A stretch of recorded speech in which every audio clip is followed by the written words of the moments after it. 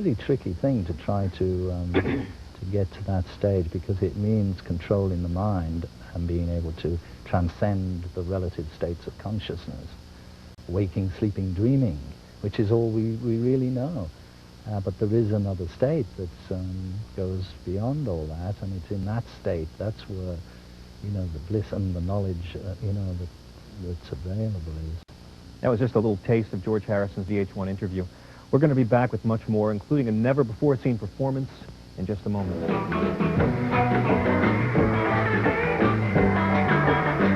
I got a question here. Do you get a haircut at all? No. Nope. No. I had one yesterday.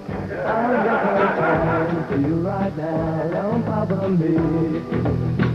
Don't bother me. Don't bother me. Don't bother me. Only. What? Something in the way she moves. I'm John Fugelsang, and we're remembering George Harrison and looking at some of an interview he did with VH1 during a rare visit to our studio in 1997. Most everybody knows that George was the youngest Beatle, the lead guitar player, and the composer and singer of songs like Something, Here Comes the Sun, and While My Guitar Gently Weeps.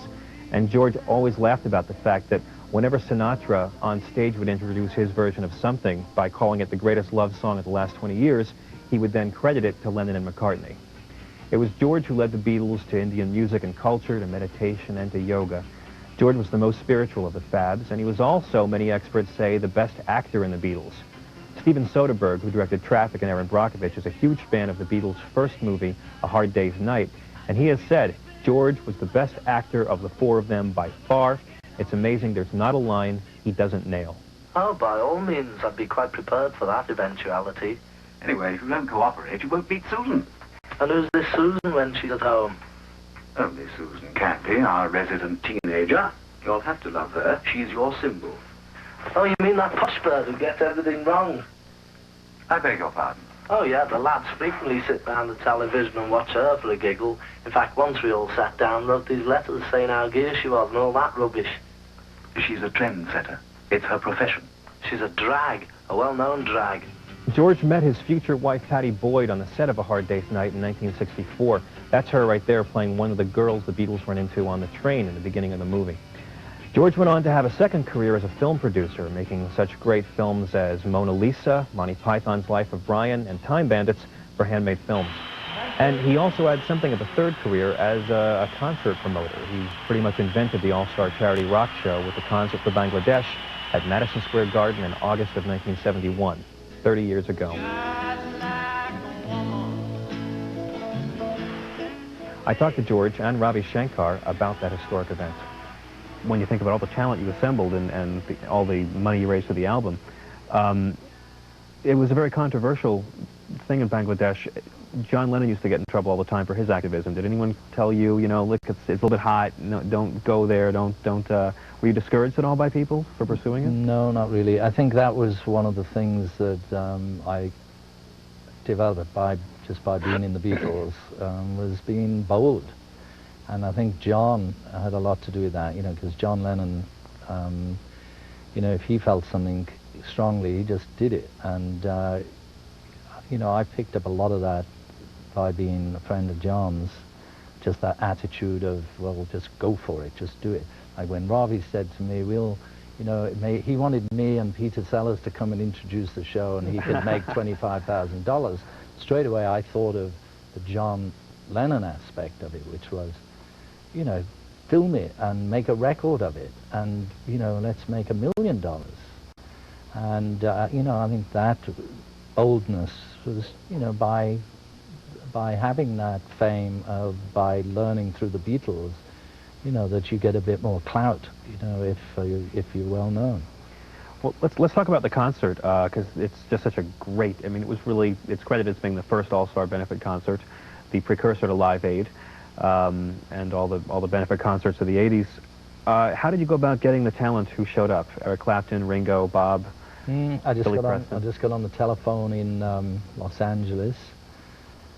There was an Indian astrologer who I'd met in LA, and so I said to him, hey, is there any good particular day to put this concert on.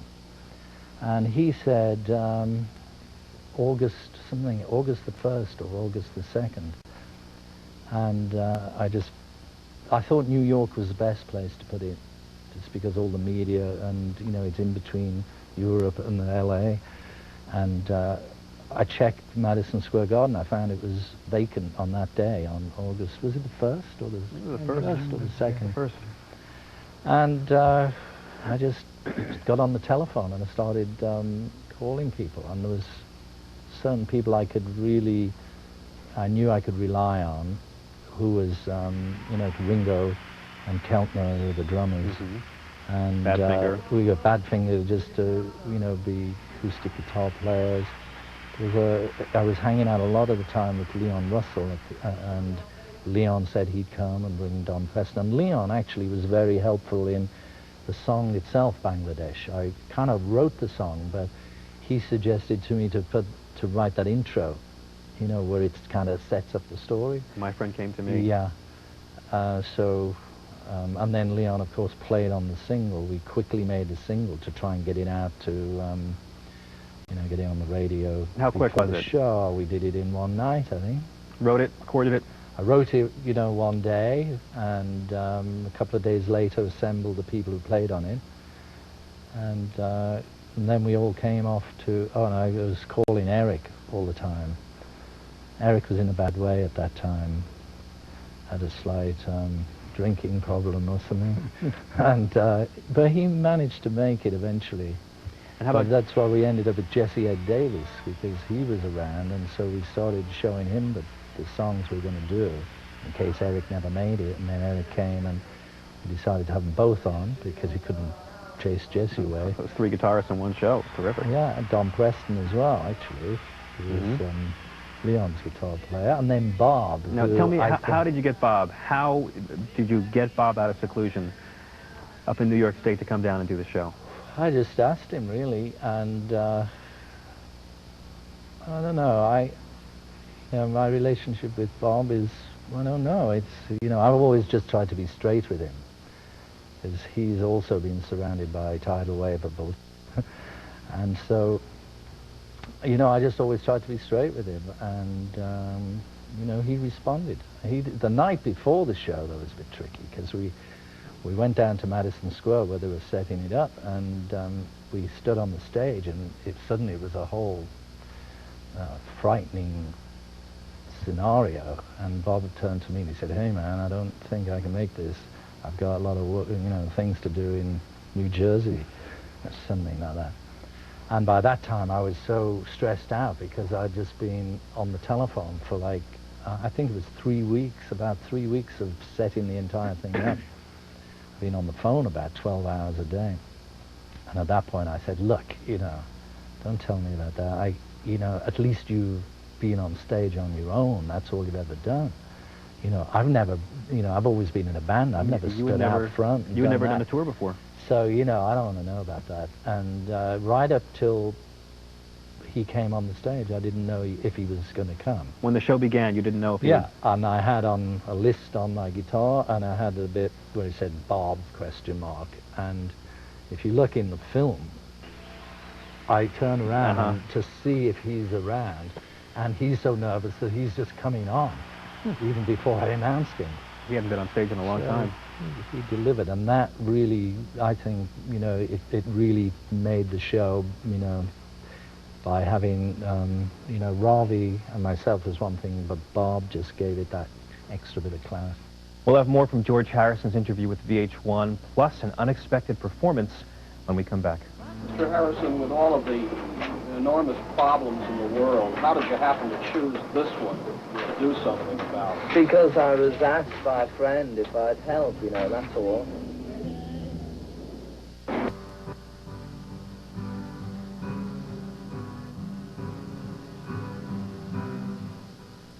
I'm John Fugelsang, and we're remembering George Harrison and looking at some of the interview he did with VH1 during a visit to our studio in 1997.